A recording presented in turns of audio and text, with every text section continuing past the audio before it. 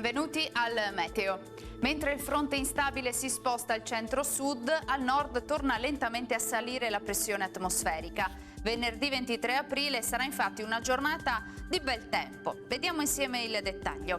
Sul Veneto sarà asciutto e stabile, al mattino sarà possibile soltanto qualche foschia o nebbia in pianura, ma in rapido dissolvimento. Ampio soleggiamento dappertutto, cielo sereno o al massimo con poche nubi sparse, qualche addensamento sui rilievi, ma del tutto innocuo.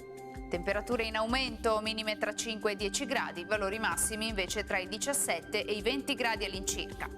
Ci spostiamo ora sul Friuli Venezia Giulia, dove sarà soleggiato, cielo limpido, qualche velatura in prossimità dei monti, ma senza ulteriori conseguenze. Temperature minime tra 5 e 8 gradi, massime sui 19-20 gradi. Infine uno sguardo alla situazione del Trentino Alto Adige, dove sarà una splendida giornata di sole, salvo per locali annuvolamenti, ma senza piogge. Temperature minime intorno ai 5 gradi, massime infine sui 22 gradi all'incirca. Dal Meteo di Antena 3 per ora è tutto, grazie per l'attenzione, arrivederci al prossimo aggiornamento.